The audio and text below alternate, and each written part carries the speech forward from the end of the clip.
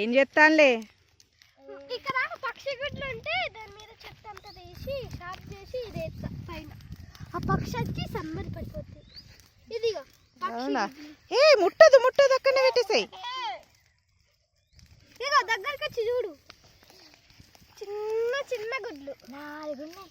4 first 2 ఉండే, ఆ తర్వాత 4 పెట్టింది. అక్కడ ఉంది పిట్ట, అదిగో అక్కడ ఉంది పిట్ట.